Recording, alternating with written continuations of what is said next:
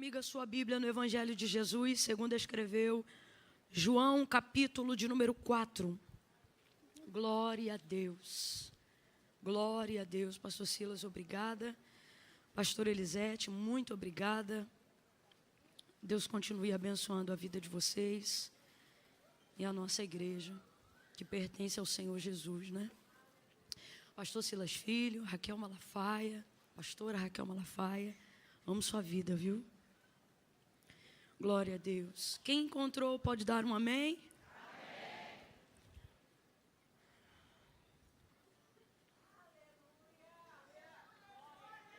Do versículo 3 em diante, diz assim o texto: Ele deixou a Judéia e partiu novamente para a Galiléia. E era-lhe necessário passar por Samaria. Então ele chegou a uma cidade de Samaria, chamada Sicar, perto das terras que Jacó deu a seu filho José. E estava ali o poço de Jacó. E Jesus, cansado da viagem, assentou-se assim junto ao poço. E era quase a hora sexta. Nisto veio uma mulher samaritana para tirar água. E disse-lhe Jesus: dá-me de beber. Os discípulos tinham ido à cidade para comprar alimento. Então respondeu a mulher samaritana: como sendo tu judeu, pedes de beber a mim, que sou mulher samaritana? Porque os judeus não se relacionam com os samaritanos. E Jesus respondeu e disse: se tu conheceras o dom de Deus, e quem é o que te diz, ou quem é o que te pede, dá-me de beber, era tu que lhe pedirias, e ele te daria água viva. Disse-lhe a mulher: Senhor, tu não tens com que tirar, o poço é fundo, onde, pois, então tem água viva? És tu maior do que Jacó, o nosso pai, que nos deu o poço do qual ele mesmo bebeu, e os seus filhos e o seu gado? E respondeu Jesus: qualquer que beber dessa água, tornará a ter sede novamente. Mas aquele que beber da água que eu lhe der, nunca mais terá sede.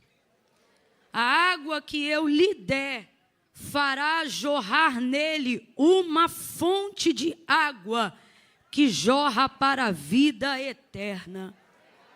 Diga amém por essa palavra.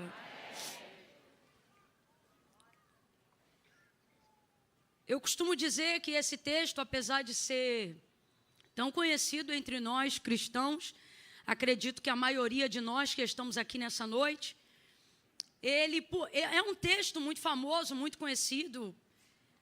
Contudo, ele é raro, não só pela história incrível que envolve esse texto da mulher samaritana, mas porque é um texto onde Jesus começa pedindo algo ligado a uma aparente necessidade dele.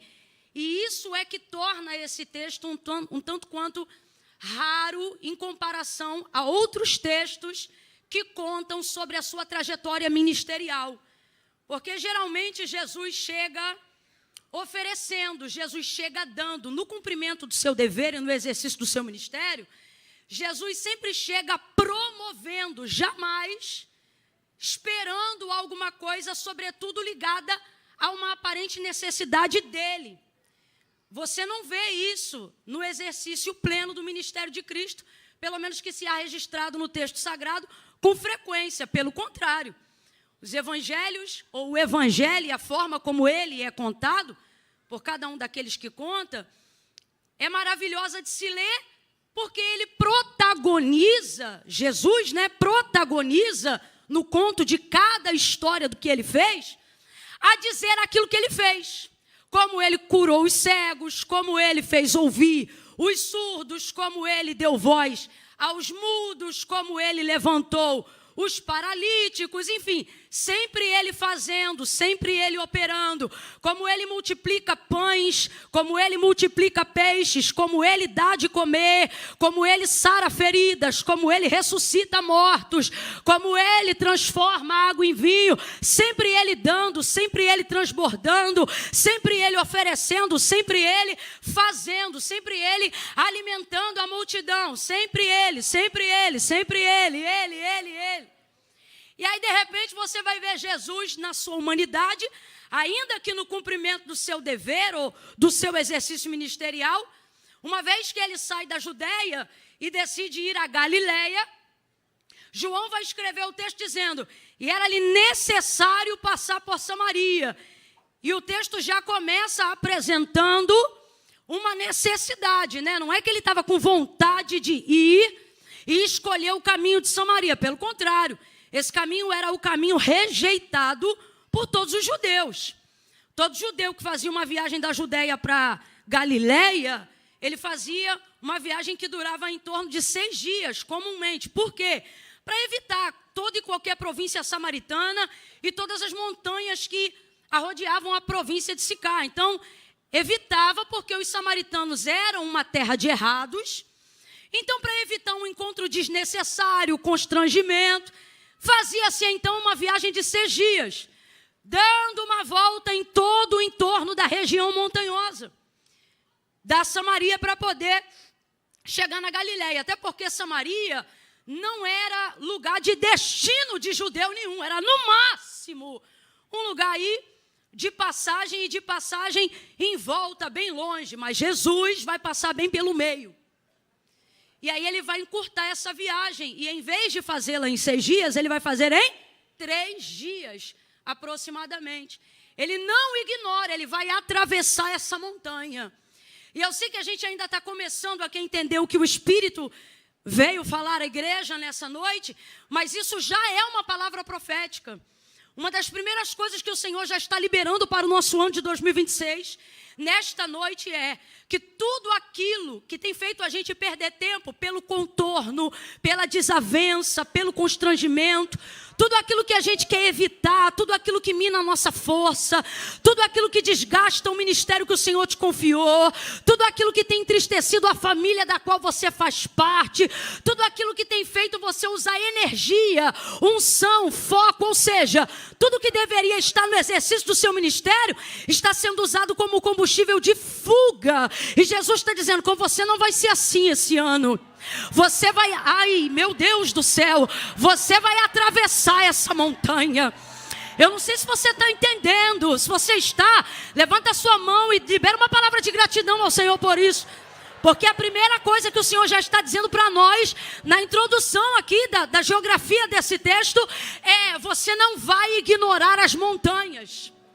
As montanhas não vão passar por cima de você, da sua casa. As montanhas não vão se sobrepor ao seu destino. Elas não serão um empecilho. Elas serão a ponte mais rápida para a chegada do seu destino. Deus está dizendo abertamente para nós, igreja, aquilo que os outros evitam por medo, você vai encarar por fé. Aquilo que os outros evitam por angústia, você não vai mais trocar de calçada. Você não vai mais passar Natal sem a sua família por causa de desavença de herança. Deus está falando com alguém aqui. Ele está dizendo: eu vou atravessar essa montanha. Há uma palavra profética aqui.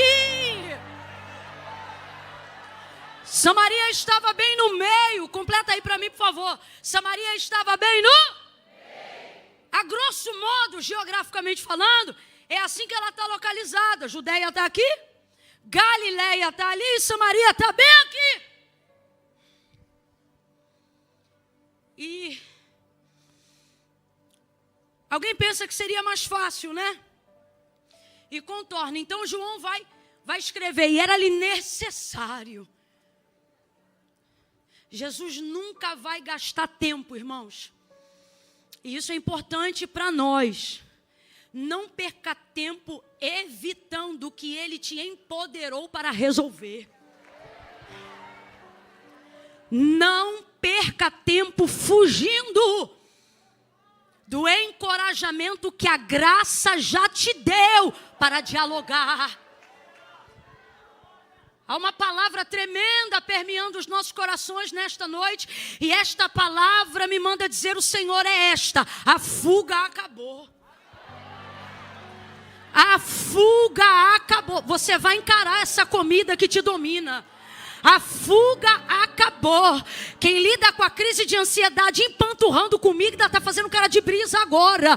Mas o Espírito de Deus está aqui. Ele está dizendo: até quando você vai fugir na comida? A fuga acabou. Você vai encarar o que te encara. Você vai olhar para aquilo que te olha.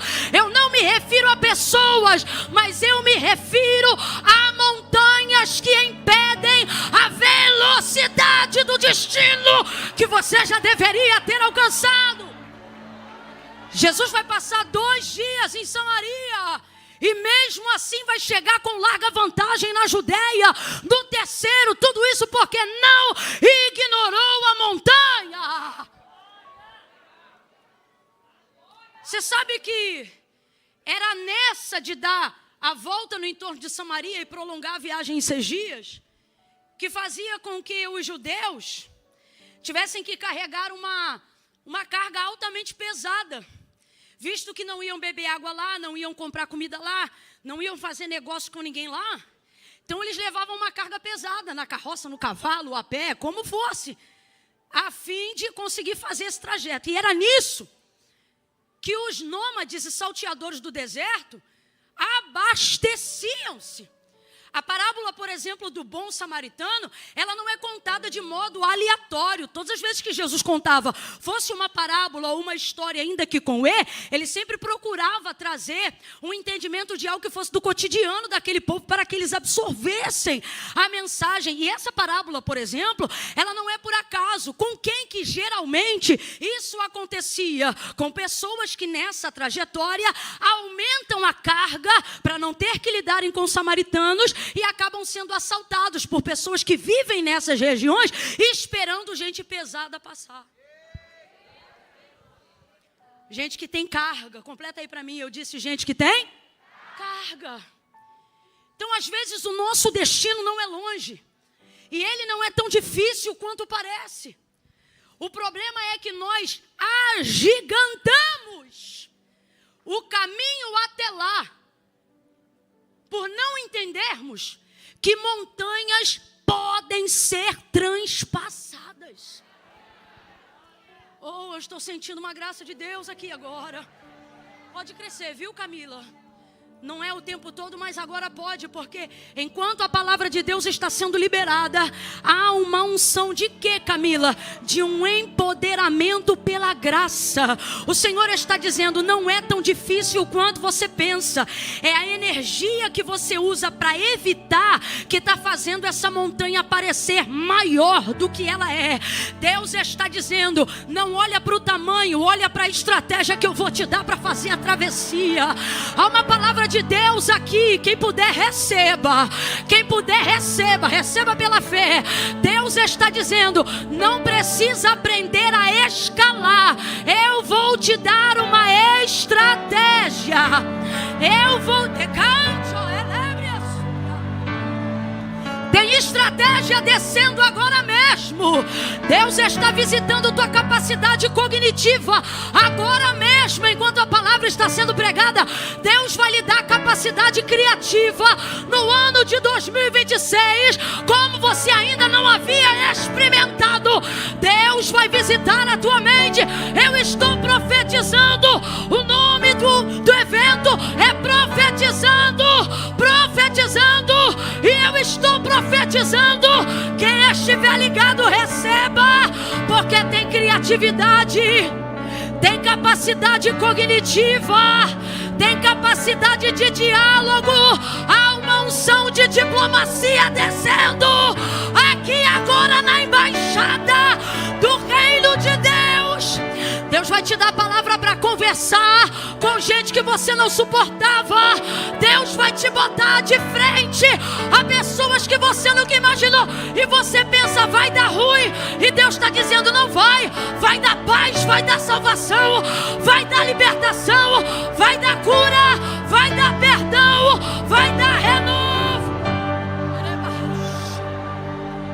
Recebe, recebe, a palavra de Deus está em movimento. Aleluia, aleluia. Agradeça ao Senhor dando glória ao nome dEle. Glória a Deus.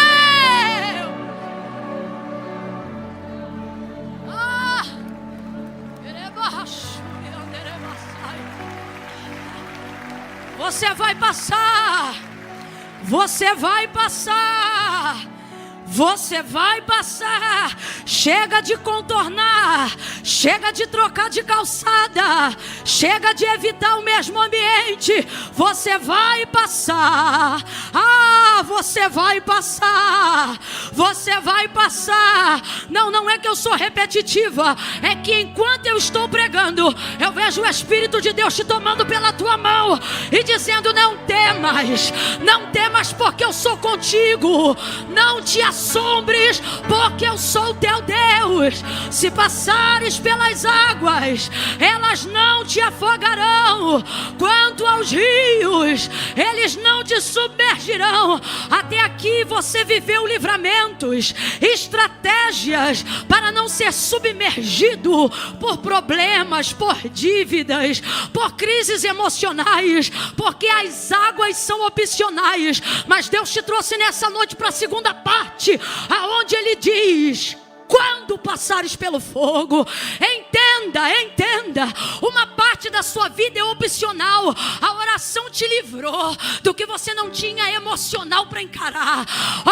O louvor, a adoração te tirou de ambientes aonde você não podia conviver. Mas em 2026, Deus não vai continuar te dando graça só para administrar. Ele está te dando poder para resolver.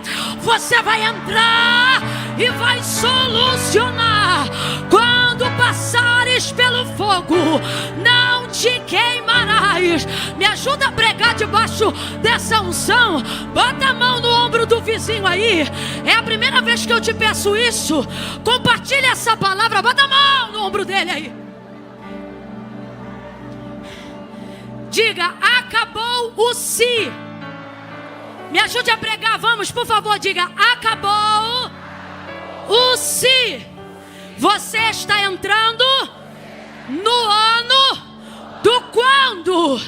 Quando Deus está dizendo: este ano eu não te livro da, eu te dou estratégia lá. Você vai entrar, você vai entrar. Samaria não vai mais impedir a tua autoridade. Você tem alguém aqui com autoridade para impor a mão com carinho no ombro de alguém e dizer para essa pessoa: entra, entra, passa, passa, passa, porque o Deus de Josué está na DEVEC.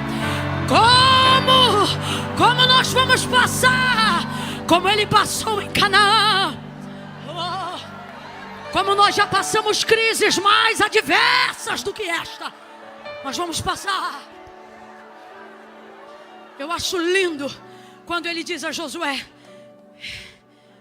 eu irei contigo por onde quer que andares. Irmão, tem gente que só vai comigo até ali, outros que só vão contigo até aqui, porque não cabe a eles o restante. Mas Deus nos trouxe nessa noite para dizer: segura na minha mão.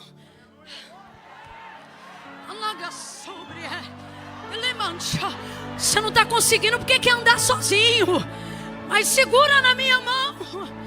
E eu serei contigo por onde quer que andares. Você não vai fugir da quimioterapia. Você vai entrar na quimioterapia e vai cantar naquela sala. Você não vai mais fugir da hemodiálise. Deus te trouxe aqui para dizer: encare a máquina e eu darei vitória a você. Aonde está a província, a montanha, olhe para ela. Senhor está dizendo que Ele vai abrir caminhos aonde não tinha caminho. Quando a gente olha para a montanha, a gente tem essa impressão, né? Não tem. Como é que chega lá? Eu me lembro uma vez ali naquele morro que antecede a chegada de Cabo Sul, e meu tio na mata há 7 dias orando. Rapaz, quando você olha dali para baixo, tu não vê trilha, tu não vê caminho. Mas quem decide ir, vai vendo que alguém já foi, que tem um caminho. E é isso que o Senhor está abrindo a nossa mente nessa noite, para a gente se abrir e entender. Não precisa ficar preocupado com a altura. Eu estou abrindo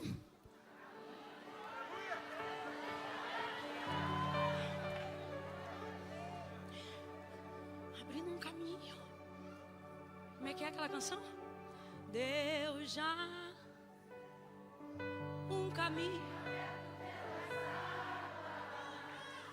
faz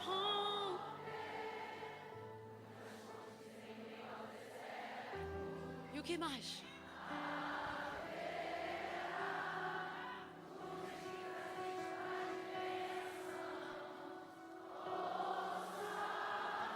Como é que vai ser? Oh, glória! Você crê que essa é a canção? Aleluia!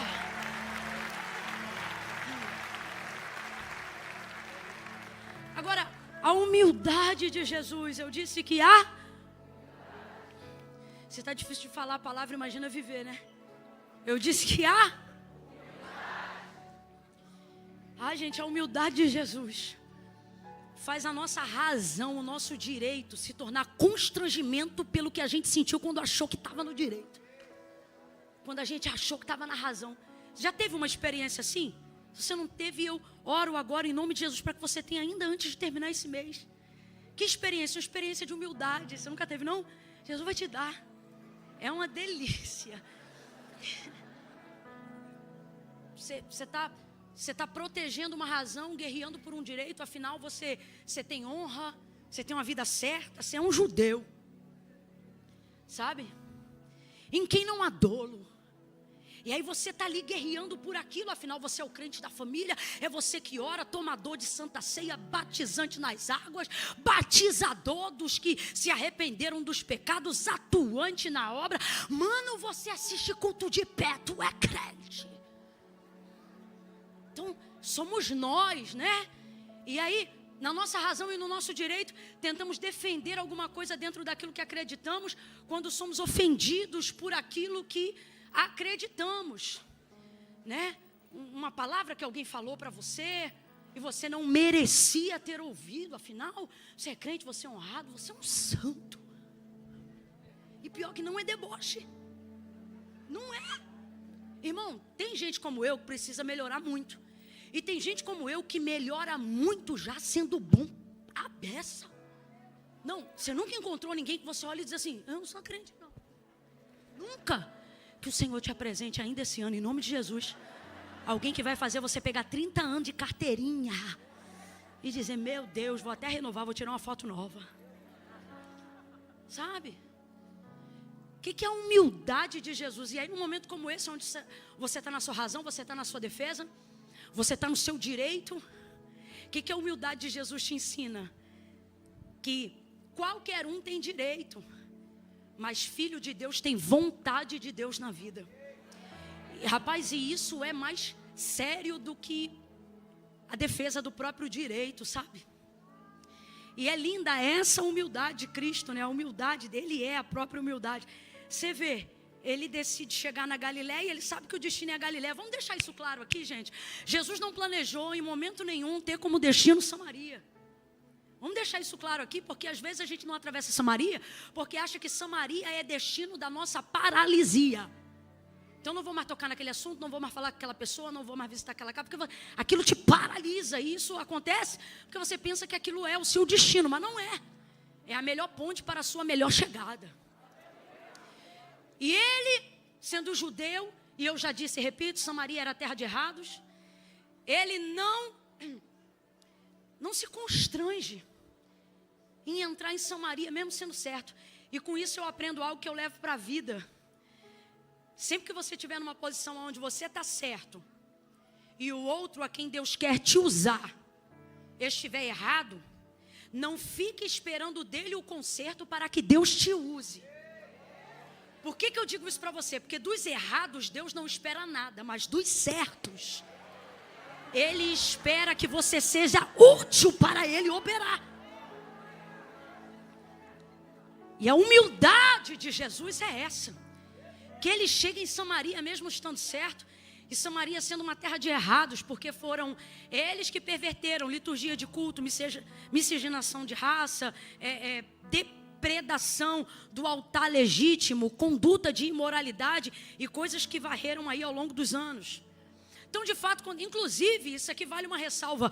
Quando Jesus chega em Samaria e se assenta ali junto àquela fonte, não foi Jesus que arrumou aquele problema. Raciocina comigo. Aquele problema já existia, sim ou não? Sim. E é isso que é maravilhoso. Porque quando a gente vê um problema que já existe antes da gente, a gente pensa que não tem compromisso nenhum de ter que resolver aquele problema. Ah, quando eu cheguei já estava. Quando eu cheguei, fulano e ciclano já não se falavam. Quando eu cheguei, já funcionava assim. Eu não tenho nada a ver com isso. A gente age muito mais como Pilatos do que como Cristo. Só que nessa noite, o Senhor está nos inspirando pela sua palavra a fazer o que é certo. Não foi Ele que criou nada daquilo, mas há nele o poder para resolver tudo que foi criado antes dele chegar. Eu vou liberar essa palavra. Quem crê, levanta a mão e receba no mundo físico aquilo que Deus, a partir do espiritual, vai materializar dentro de você, pelo poder da sua palavra. Se eu fosse você, eu levantava as duas mãos, e não é bordão de pregador, é para você receber na totalidade o máximo daquilo que você puder. O que, Camila? Deus está nos dizendo nessa noite: não foi você que começou, mas é você que vai encerrar. Oh, receba poder para resolver questões antigas.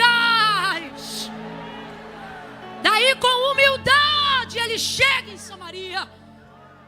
Chegando em Samaria, cansado da viagem. É humildade em cima de humildade, irmão. Porque humildade não é chinelo, humildade não é ser pobre. Isso tudo é o que você e eu caracterizamos como ideia do que é humilde. Humildade, eu acho que numa das suas expressões, porque são muitas, mas nesta que Jesus coloca aqui, para mim humildade é não ter vergonha de expor a minha vulnerabilidade, independente de quem eu sei que sou. Sentar no poço e demonstrar que eu estou cansado não me faz menos Senhor. Se tem alguém que mostra pra gente que cristianismo e identidade resolvida tem que andar colado, é Cristo. Ele não tem vergonha de demonstrar momentos da sua vulnerabilidade humana. Cansado. Porque tem gente que pensa que porque é referência não pode cansar. Ou cansar, todo mundo sabe que cansa, não pode demonstrar. Só que Jesus ganha corações quando demonstra dor e quando demonstra fragilidade. Escute o que eu vou lhe dizer. Nem todas as pessoas vão se conectar com o seu sucesso, mas elas sempre vão se conectar com algum âmbito da sua dor. É por isso que tem gente que vive de vitimização, porque isso atrai muito mais atenção. Mas dentro de um senso comum e coletivo, o que te faz conectar diretamente a alguém não é a admiração. A admiração faz você se inspirar enquanto alguém que você gosta prega, enquanto alguém que você gosta ora, enquanto alguém em quem você criou uma ideia estereotipada de perfeição canta. Isso faz você olhar e colocar em um outro lugar. Com quem de fato você se conecta? Com quem toca na sua realidade, com quem tem coragem de falar o que você sente, mas não tem. Com quem expressa, por exemplo, uma dor que às vezes você tem, mas não demonstra. Você se conecta com aquela pessoa na hora. Por que aparentemente gente tão diferente anda vez ou outra juntas? Porque na verdade não é tão diferente. No fundo alguém manifesta algo que está em oculto no outro.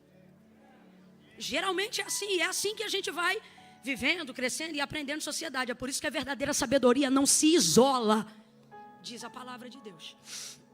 Então, veja, Jesus permite-se ser vulnerável.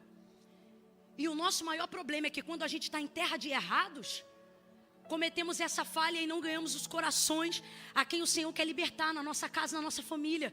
Não conseguimos chegar no nosso destino, Galileia, contando testemunho de como foi a caminhada até lá. Irmão, tem gente que vai chegar onde tinha que chegar. Só que quando chega lá, não pode contar como chegou. Porque se contar como chegou, quem estava seguindo para de seguir. Se contar como chegou, quem admirava para de admirar. Tem que ocultar o percurso para manter o destino. O lindo de Jesus. Isso é um ensino para nós, independente de ministério, família. Aplique a palavra. Aplique ela aí. O lindo de Jesus é que ele não só chega antecipadamente na marcação do tempo, como chegou não pulando etapa. E não chegou pisando na cabeça de ninguém. Chegou conquistando um povo. Chegou conquistando uma parte da nação que estava rachada, dividida, depreciada. E agora eu já não me refiro ao meu núcleo familiar e ao seu. Não me refiro ao ministério que o Senhor confiou a mim e a você. Me refiro ao que o Espírito de Deus quer fazer pela nação brasileira. Na última hora da igreja. Quer fazer pela América Latina. E por todos os lugares aonde há joelhos dobrados e pessoas intercedendo, pedindo justiça, reconciliação, consolo, prosperidade, amor, derramamento de amor, batismo de temor nos corações. O que, Camila? O Senhor está dizendo a mim e a você: não esconda a sua fragilidade, humilhe-se, humilhe-se. Estou falando como crente, estou falando como igreja. Humilhe-se, humilhe-se. Por quê? Porque essa atitude vai restaurar a nação, esta atitude vai religar povos. Esta atitude vai tirar a polaridade discrepante do mapa geográfico, aonde a divisão promoveu um racha. Quem primeiro se quebrantar ganha. Quem primeiro se humilhar ganha. Ganha o quê? A partida? Não! O coração dos perdidos. O coração dos ofendidos. Há como chama aquela? Não é foice, é uma enxada. Eu não sei para que serve. Os homens aí me ajudem, por favor, porque eu estou tendo uma visão aberta sobre isso aqui agora enquanto eu prego. Camila, eu não creio, então não receba, irmão. Mas eu não posso me calar diante do que Deus me mostra. Eu vejo um pedaço de madeira e aí na ponta tem um instrumento de ferro que ele termina com duas pontas assim caídas, ó. Como se for, como picareta, ponteira. É um negócio que quando cava no chão, ele vai fundo e ele arranca pedaços de terra. Ele vai no chão e ele arranca toco esquecido. Ele vai no chão e ele arranca pedra profunda. Camila, por que você está falando isso? Porque Deus está falando comigo. Diga que o agricultor está arando a terra. Diga que o agricultor está preparando a terra. E o que eu vou tirar é raiz de amargura. Alguém está dizendo que Jesus não vai lá. Mas ele toca. Ele vai. O Criador. O haja está sentado agora na beira do poço, cansado. João viu e descreveu, cansado. Como é que ele está, João? Ele está cansado. Irmãos, para alguém te olhar e dizer assim, ó, está cansado, como é que tem que estar a aparência dessa pessoa? Igualzinha a tua aqui agora, meu ouvido.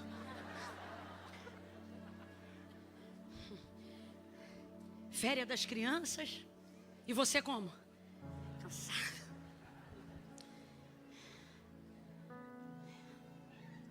Sentado junto ao poço, cansado. Vulnerável. Vulnerável, irmão.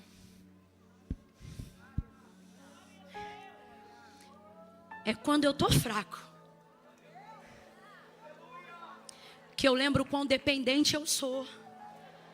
E quando eu lembro quão dependente eu sou, aí já não sou mais eu, é Deus. Então por isso digo a mim e digo ao fraco: é forte. Geralmente quando você está cansado, e eu não estou falando de estresse nem de burnout, estou falando de desgaste mental, de processos dos quais você está cansado porque fugiu. Geralmente é quando você se rende que você fica forte. Num processo que te descama, num processo que te abate, mas não te destrói, mas abate. Sabe quando você fica forte? Quando você se rende, não à luta, mas você entende que o processo é de Deus e entrega. Ah, Camila, estão falando, deixa eu falar então. Aí tu já se rendeu, mas não é o problema. Você se rendeu à forma como você quer que as pessoas vejam como você está lidando com o problema. Meu irmão, Jesus não está nem aí para isso. A energia dele tem foco. Perceba que nada tira o hiperfoco de Cristo. Eu nunca vi alguém com visão periférica com tanto poder de hiperfoco. E eu não estou falando isso para você se lembrar que ele é o Filho de Deus. Estou te falando isso para você lembrar que como homem empoderou você e eu, para conseguir ter uma noção de visão periférica sem perder o foco. Visão periférica, Galileia. Hiperfoco, Samaria. Vou fazer aqui o que eu tenho que fazer. Sentou, cansado, João volta, os outros voltam.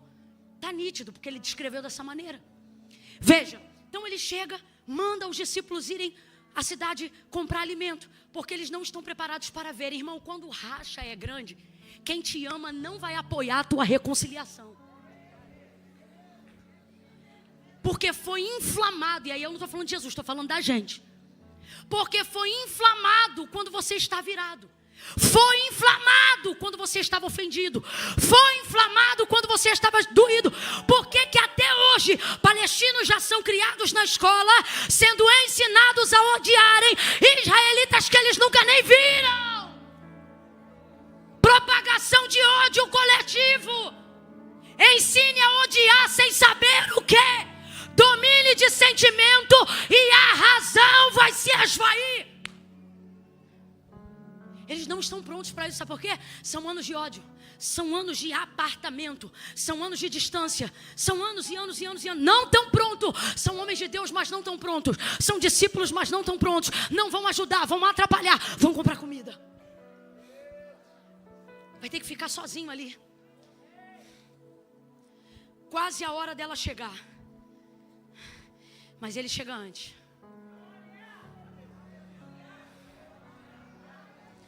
É o que eu creio. Creio nisso para a igreja. Creio nisso para a nação como brasileira. Alguém pensa, não tem mais jeito. Quem precisa anotar, e como bem conhecemos, fazer agenda é o inferno, porque ele depende de um cronograma, ele depende de encontro de fatos e circunstâncias. Irmão, e se eu te disser que Deus não trabalha com agenda como eu e você conhecemos? Por quê? Porque toda marcação determinante para a atuação de Deus está em cima de algo que alguém pensa que já está certo. Por quê? Porque Deus é o efeito surpresa de toda e qualquer circunstância definida pelo homem. Para Jezabel é a hora de esmagar Elias. Para Elias é a hora da aposentadoria compulsória. E para Deus é o tempo da unção de Eliseu para um novo tempo dentro da nação de Israel. Eu quero que você entenda isso. Todas as vezes que o espírito de Jezabel se sentir ameaçado no meio de uma guerra, ele trará ameaças determinantes, mas o fato de determiná-las não faz com que elas deixem de ser apenas ameaças. No dia que Jezabel pintou os olhos como de costume fazia, ela não sabia, mas era a última vez que ela pintava os olhos.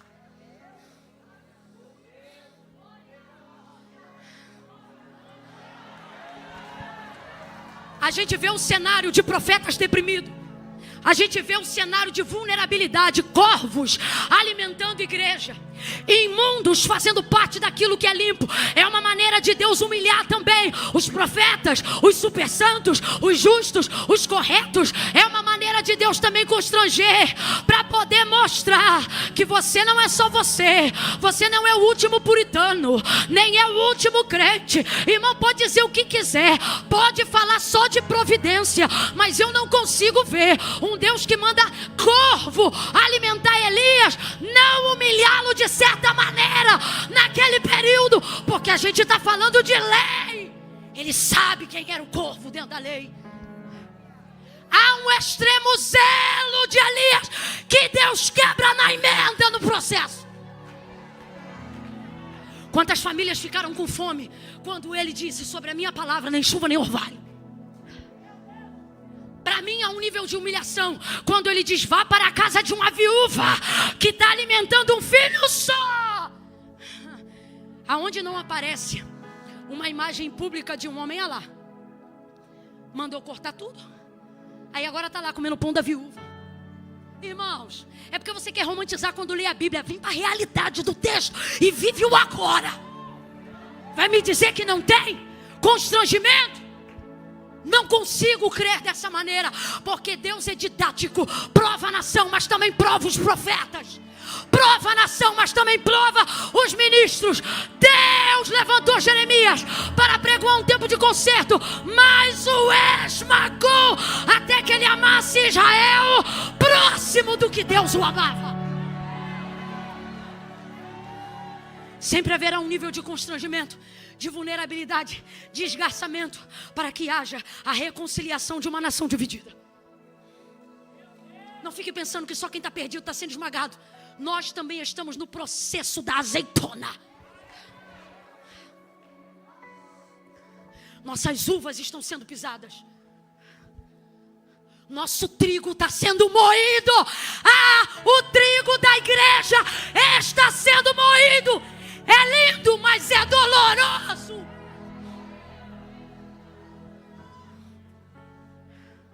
O que te faz encher uma casa não é um nome, é uma sede. É doloroso. Belamente doloroso. Lindamente doloroso. Doloroso. Fecha os olhos por alguns instantes e peça a Deus para te mostrar a cana sendo moída. Peça a Deus para te mostrar. E pare de achar que o processo é só com o mundo, ou que o processo é só com a sua casa. O processo é com todos.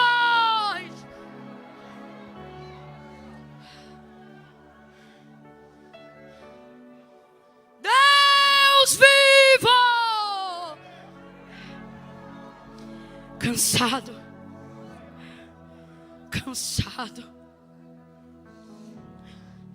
Abatido sim, destruído não, mas eu estou cansado.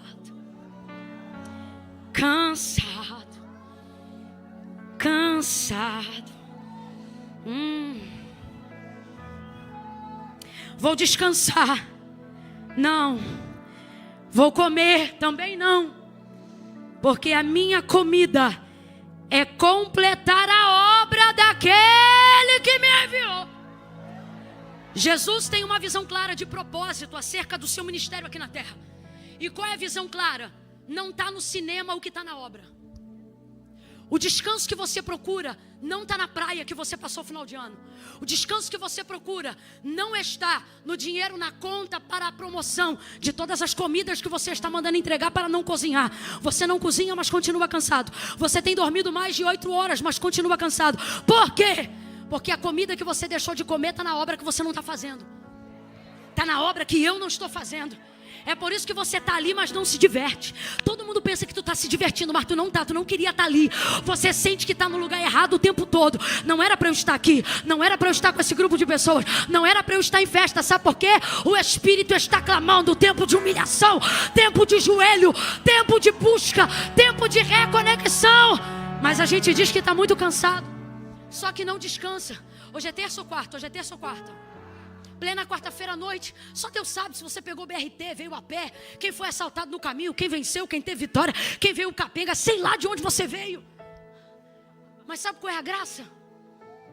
Depois de um dia de trabalho, para a maioria dos que estão aqui, seja como CLT, como empresário, empreendedor, como chefe ou dona de casa, você tem depois de um culto uma sensação de alívio que não tem depois de um chá.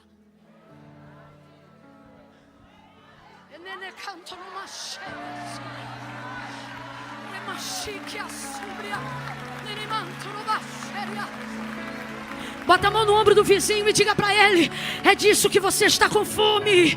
É disso que você está com fome. Mas isso não precisa acabar quando o culto acaba. Veja a igreja como um grande mercado. Leve mantimento e continue cozinhando em casa. Acende o fogo.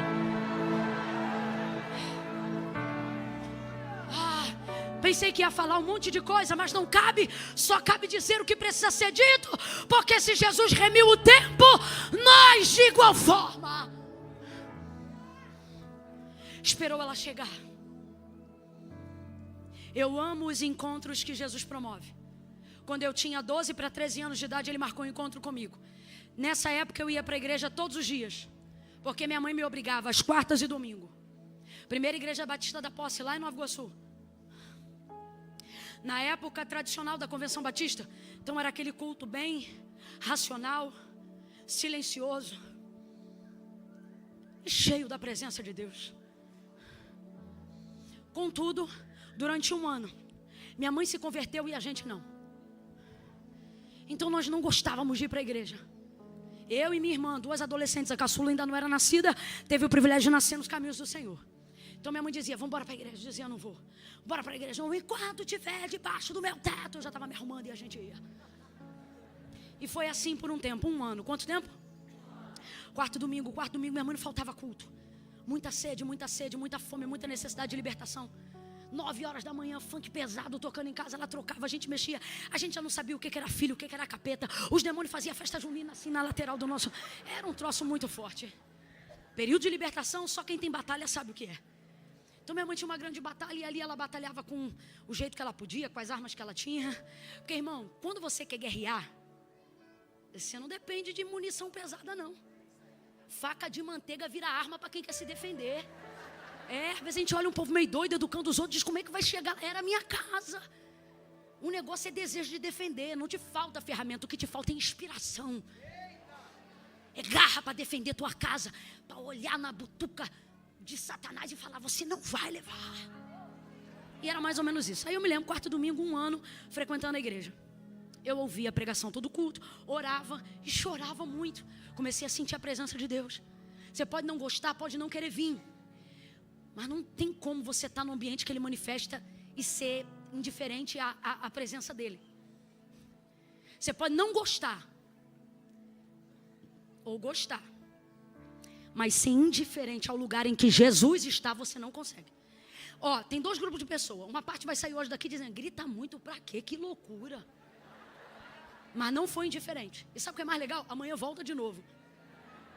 Clésio grita muito mais do que eu. E tem um outro grupo que diz assim: meu Deus, não queria que acabasse. Muito bom, senti, mas tá com a vida toda torta. Amanhã já marcou um negócio que era mais tarde, mais cedo, para poder ir no negócio e vir para o culto depois do negócio que é pecado. Eu era desse outro grupo. Chorava no culto. Ai, Jesus, o Senhor é tão bom.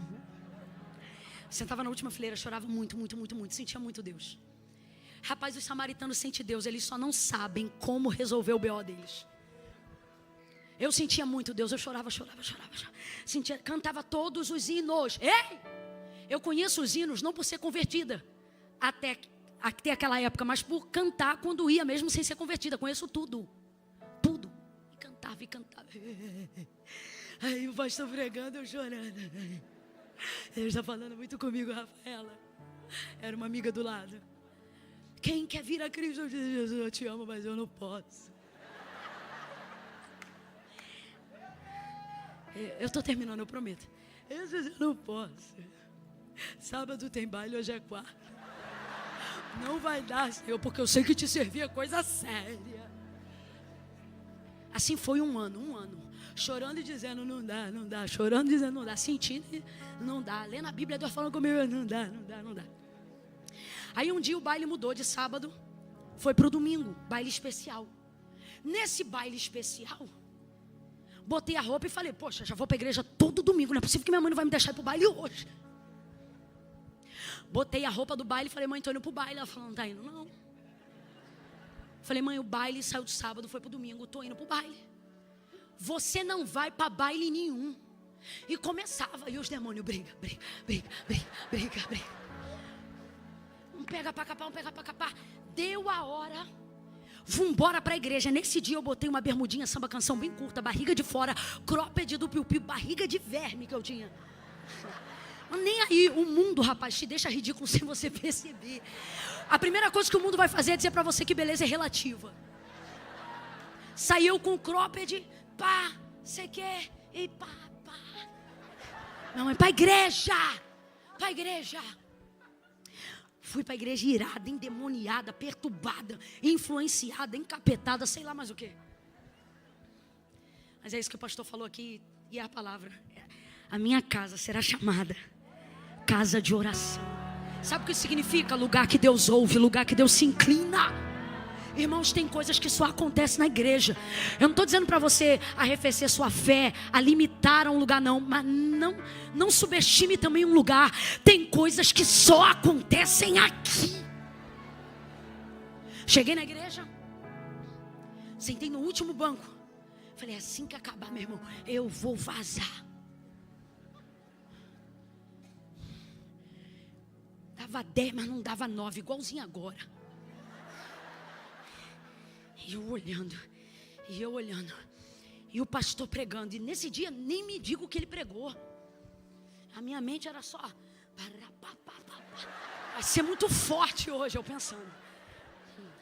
Mas eu estava no lugar certo, na hora certa, com as pessoas certas. Eu não falo isso por causa de alguém que diz não, irmão. Eu falo isso porque eu sei o poder que isso tem. Quando você está no lugar certo, na hora certa, fazendo a coisa certa, até o que estava planejado para dar errado é quebrado e Deus faz dar certo.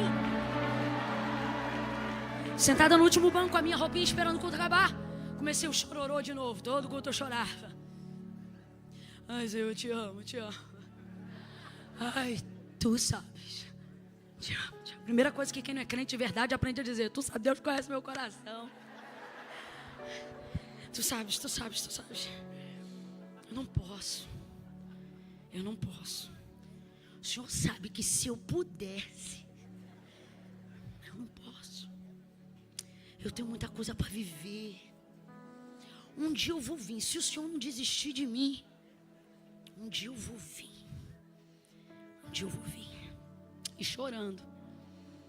Aí o pastor dizia assim, ó: disse Jesus. E eu prestava atenção quando ele falava Pedro, quando ele falava Judas, quando ele falava, o diabo disse. Mas quando ele dizia assim, disse Jesus, aí para mim era inquestionável.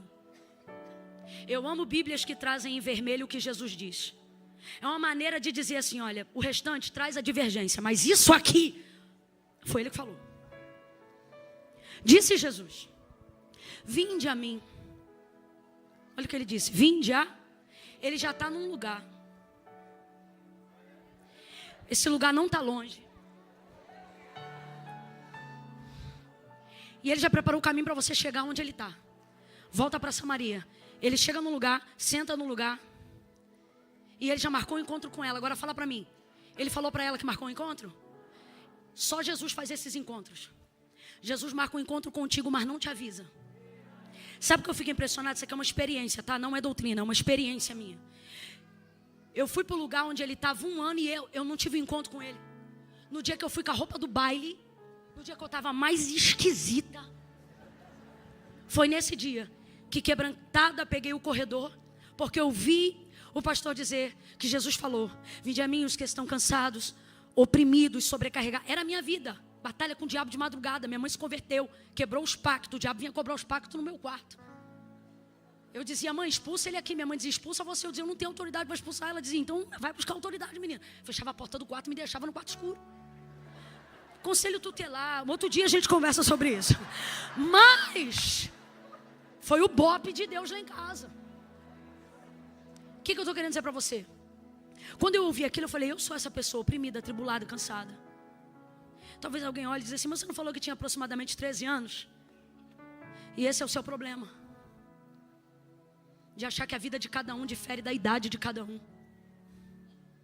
Rapaz, o problema de uma criança de 13 anos é um problema para ela igual você tem um problema de 40. Não é igual o problema, mas para ela sente como se fosse igual. Jesus é a pessoa que olha para essa pessoa e encara o problema dela. Sabe? Eu vi que ele olhou para o meu problema e eu senti que ele podia resolver meu problema. E nesse dia eu falei, quando eu largar lá eu venho aqui. Falei 3 vezes na mente. Quando eu largar lá eu venho aqui. Aí o pastor dizia, disse Jesus, e eu na mente, quando eu largar lá eu venho aqui. Aí eu ouvi, foi a primeira vez que eu ouvi a voz de Deus. E eu entendi que a voz de Deus não fala sempre verbalmente, mas é uma convicção mais rápida do que a capacidade de organizar as palavras. Uma convicção. E dentro de mim a convicção disse assim, quando você vier aqui, você larga lá. Aí eu dizia para ele, fica na esquina da volta de casa. Tinha dia que no meu coração eu dizia assim, ó, hoje quando o culto acabar eu não vou. Eu dizia no meu coração. Só que era na esquina. Quando eu pegava a esquina da padaria que dava para... Quando eu vi, eu estava lá dentro daquela miséria. Aí chorava. Aí nesse dia, fui para Cristo. E aí ele disse, quando você vier aqui... Aí eu falei assim, eu não me garanto no meu nome, porque eu já tinha tentado. Aí eu entendi ele dizendo, não confio em você, confia em mim. Nesse dia ele atravessou a montanha comigo, irmão. Ele pegou todas as ruas ali daquela região da Posse. Alguém aqui conhece a Posse ali em Nova Iguaçu? E eu entrei naquelas ruas e naquele dia eu sabia que eu não estava andando sozinha. A minha mãe estava de um lado, minha irmã atrás. E eu via ele claramente atravessando a montanha comigo. Mas eu quero fechar no encontro. Eu estive 1 ano indo e não tomei uma posição. No dia que eu estava mais vulnerável foi o dia que eu fui para frente daquela igreja tradicional. Barriga de fora, perna de fora, uma coisa horrorosa. Coisa horrorosa mesmo, no meu caso. Não tinha corpo para aquilo.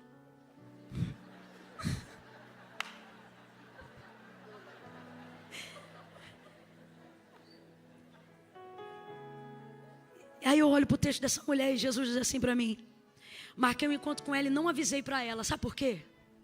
Você se arruma para vir. Enquanto você mantém um estereótipo, você não consegue um encontro verdadeiro com Cristo. Quando você mostrar quem você realmente é. Ele está sentado nesse lugar, esperando aquela mulher sem vergonha, vacilona, peguete de homem que não era dela. Porque se Jesus diz, tiveste sim, que o que tens agora não é teu marido, é porque ele é marido de alguém. Braba. Ele escolheu, eu tenho para mim que ele escolheu a mais. Aquela que faria os discípulos olharem. Aquela que se você é amiga da mulher que está sendo traída pelo cara que ela está pegando, você diz quando vê ela entrando na igreja. Ela não, Jesus. Ela não, o Senhor não pode salvar não. Porque isso não presta, isso tem que ir para o inferno. Eu tenho para mim que Jesus olha essa e diz assim, ixi, vou botar ela para ser líder do departamento das irmãs. Não sei, eu tenho essas coisas na minha cabeça. Eu tenho para mim essas coisas assim. A pior, sabe por quê? Ele pegou aquela que impactaria pelo testemunho. A pior. Deixou ela vir do jeito que ela estava. Olha para mim, deixou ela vir do jeito que ela... Por isso não fez o encontro, mas não contou para ela. Por quê? Para ela não se preparar. Vou falar rasgado.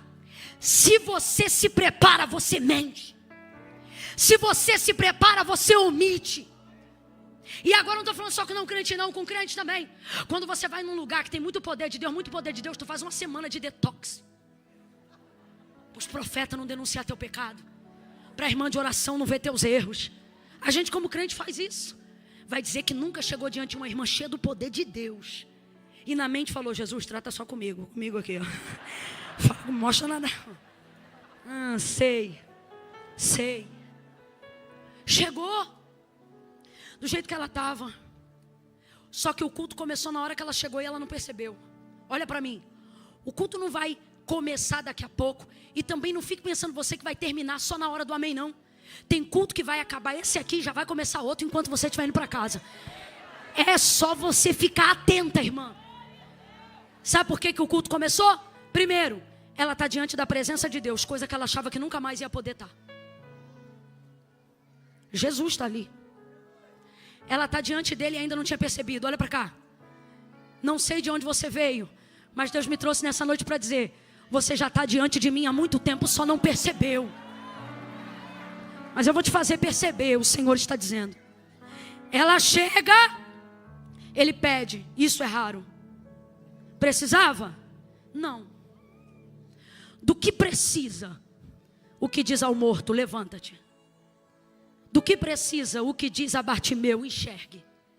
Do que precisa? O que diz a Pedro, voltai ao mar alto e encher a rede de peixe. Precisa? Porque Deus dá para qualquer um. Mas receber, Ele só aceita de quem Ele escolhe. Segunda coisa, Ele já escolheu ela, mas me responda, ela sabe? João 15. Não fostes vós que escolhestes a mim, mas eu que vos escolhi a vós. Catuca alguém, me ajuda a encerrar essa mensagem. Catuca alguém e diz assim: você já está no encontro. Catuca de novo e diz: e é um culto. Aleluia. É um culto. Não sei se você percebeu, mas é um culto. É o lugar que você pensou que não poderia estar, convivendo com quem você achou que não poderia conviver, estando diante de quem você pensou que jamais te olharia. Está ali, ele pede. Sabe o que ele está dizendo? Aceito receber de você. Irmão, o pastor falou aqui de lei na hora do ofertório. É lei. Eu vou tão além com lei, eu creio tanto em lei, que eu particularmente acerca de coisas da lei, nem faço o mesmo nível de entrega de fé do que faço para coisas que não são de lei. De tanto que eu creio na lei. Plantou, vai colher. Pode estar com a vida toda errada lá fora. Fez uma campanha financeira, entregou o dízimo, entregou a oferta, irmão, vai colher. Agora, o nome vai para o livro da vida? Não vai, porque uma coisa não tem nada a ver com a outra. Vai andar de carro, vai, tá, bolsa, investimento, Bitcoin, tudo que é coin. E coin que coin. Ah, naquele dia, não vos conheço. Porque salvação não é lei, é graça, é fé, é entrega, é renúncia. Entenda isso. Essa mulher está numa atmosfera de graça, mas olha para cá, ela não sabe, mas ela está. Aí olha o que Jesus vai fazer. Ele vai pedir. Por quê? Porque o que destaca quem é chamado de quem é escolhido não é o que Deus dá, é de quem Deus aceita receber. Se você não gravou nada do que eu disse hoje, gravar só isso vai ser o suficiente para te livrar de várias situações aonde você não vai perder sua salvação. Diga comigo, dá. Deus dá a qualquer um. Receber só de quem Ele escolheu. O que te faz escolhido é a capacidade que você tem de entregar. Mas seu coração está tão preocupado que você pensa: será que o pastor Silas pediu a Camila para tirar uma segunda oferta? Isso mostra que você está num culto cheio da graça, mas ainda não entendeu.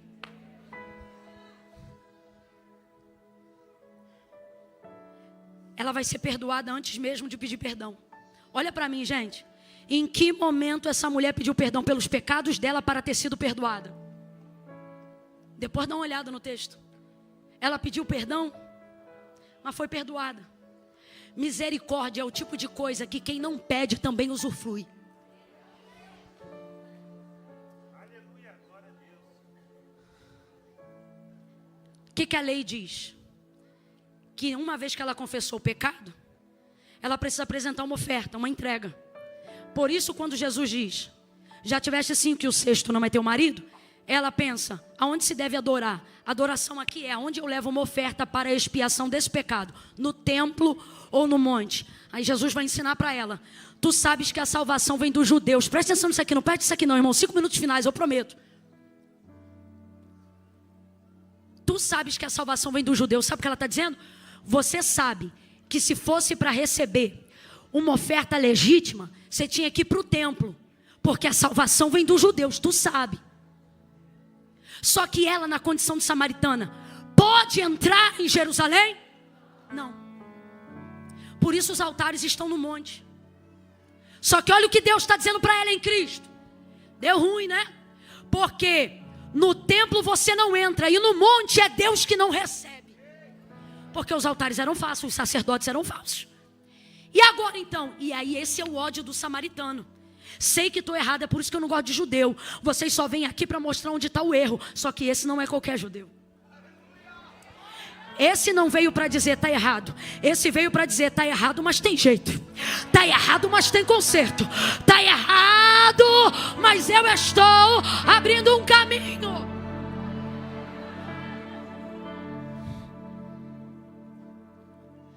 Então você tinha que ir para lá. Mas não preocupa com isso agora, olha para cá. Não preocupa com isso agora. Chegou a hora. Aí melhora. Porque aí ele diz assim, e é agora. Em outras versões ele diz assim, chegou a hora e fala contigo agora. Em que os verdadeiros adoradores, quem são adoradores aqui? Esquece esse negócio de glória a Deus e aleluia, isso aí é cultura ocidental. A cultura oriental só tem um critério para culto. Adoração como entrega. Quem instituiu glória a Deus e aleluia é a gente. Manifestação maravilhosa, ok? Mas não é critério para que Deus seja cultuado. Qual é o critério para que Deus seja cultuado? Uma entrega sincera. Moisés, diga ao povo que quando vier se apresentar diante do tabernáculo, não cheguem diante de mim com as mãos vazias. Ou seja, não manda esse povo vir se entregar.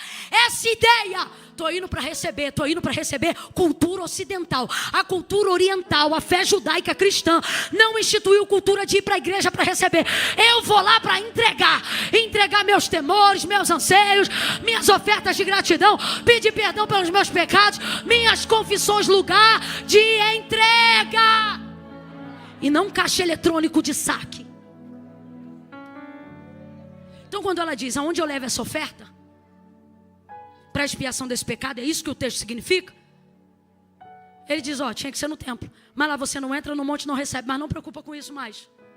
Chegou a hora e fala contigo agora. Deus é espírito. Quem adora Ele, adora em espírito. E em verdade, é assim que o Pai está procurando gente para adorar. Olha o que Jesus está dizendo para ela. O Pai encontrou em você quem Ele está procurando a partir de mim. Não, você não entendeu não, senão você tinha dado 10 glória a Deus e 20 aleluia. Olha o que Jesus está dizendo para ela. O texto apresenta para nós. O Pai encontrou em você o que Ele está procurando através de mim.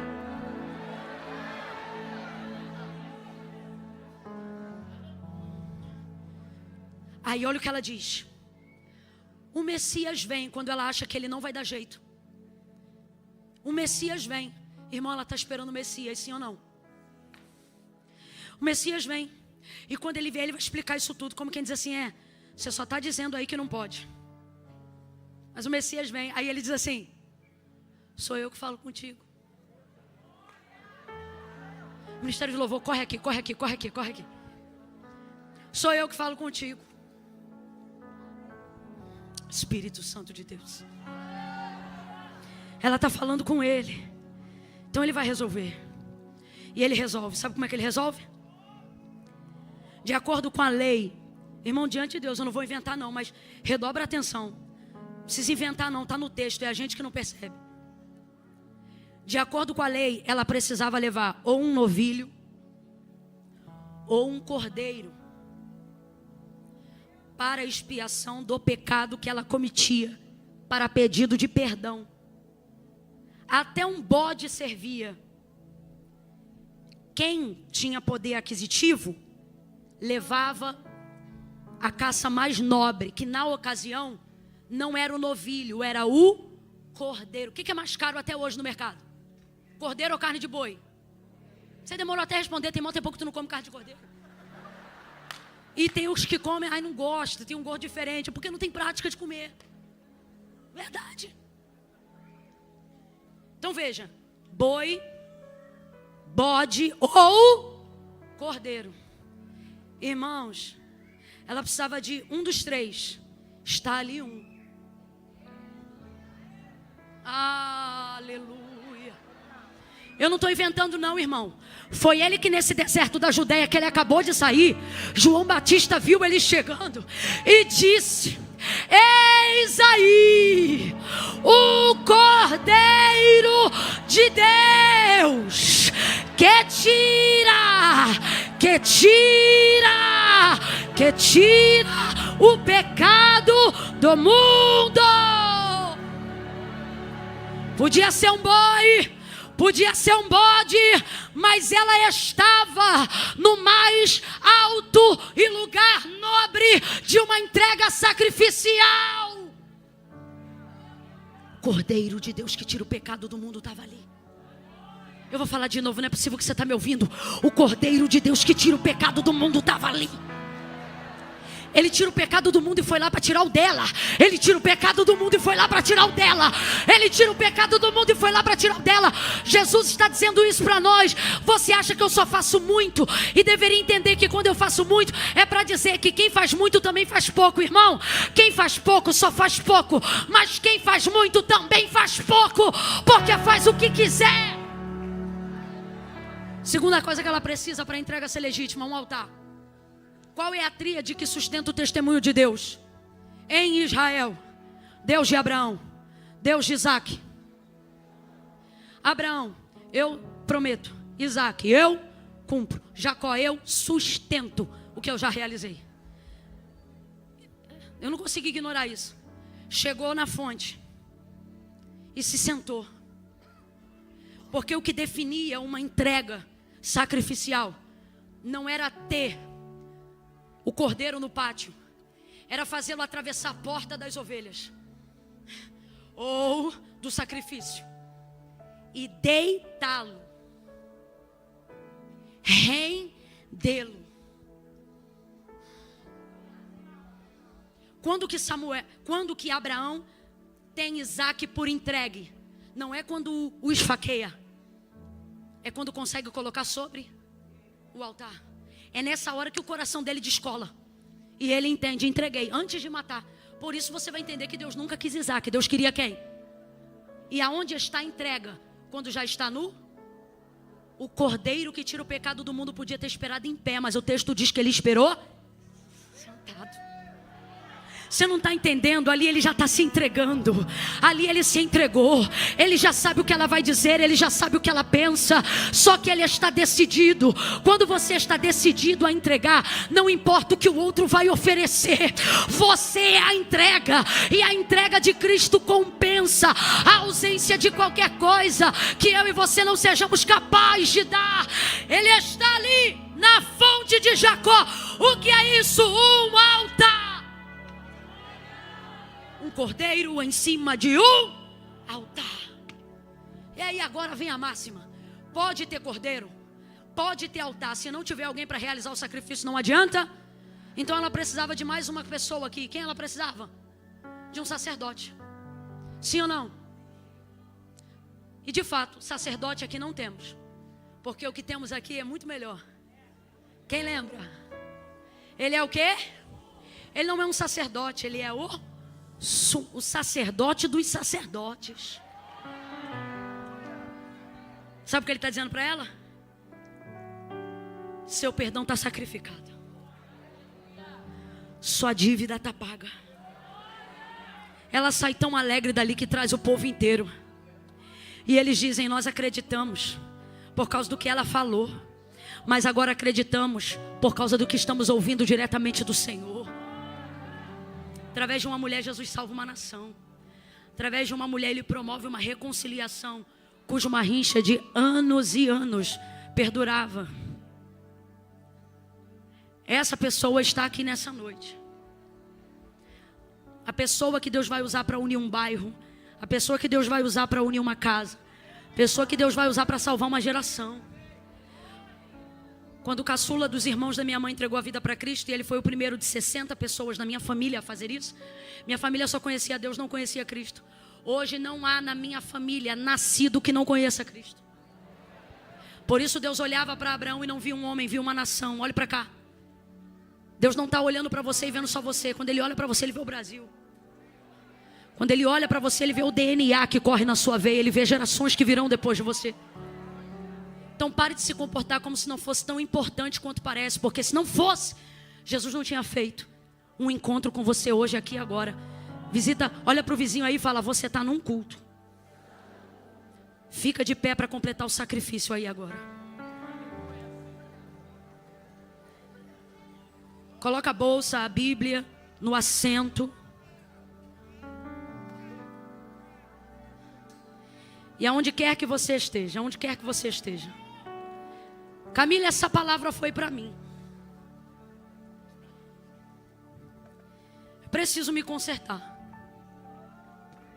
Não sabia como. Mas agora, nessa noite aqui, ficou claro para mim. O pastor disse aqui, irmão, não é o tanto que você ouve, é o tanto que você pratica o que você ouve. Eu ia para a igreja todo dia, 2 vezes por semana, durante um ano.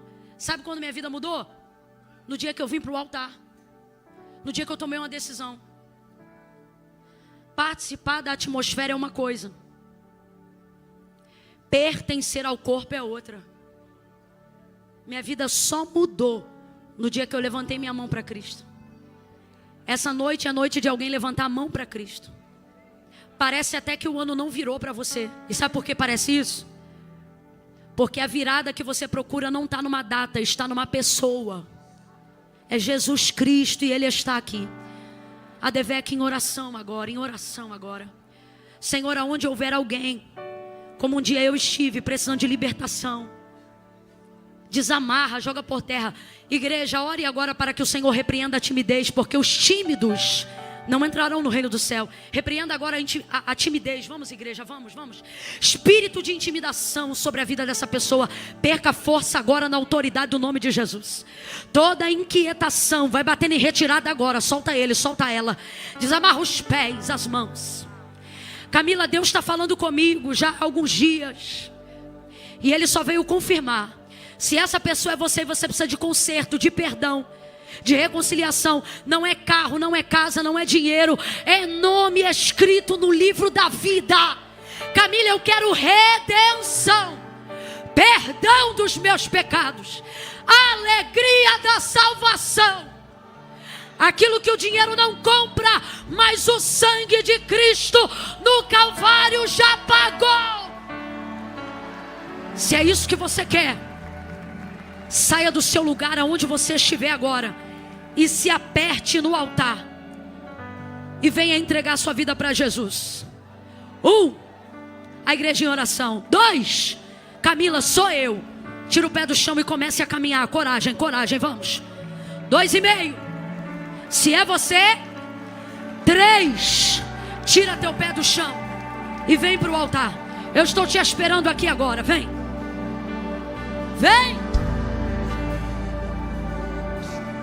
Se ouvirdes a voz do Senhor teu Deus, não endureça o coração.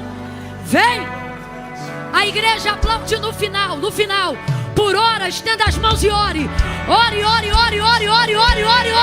Cadeias estão caindo por terra agora. Montanhas estão sendo atravessadas agora. Se você estiver na galeria, saia do seu lugar e desça. Atravesse a montanha. Atravesse.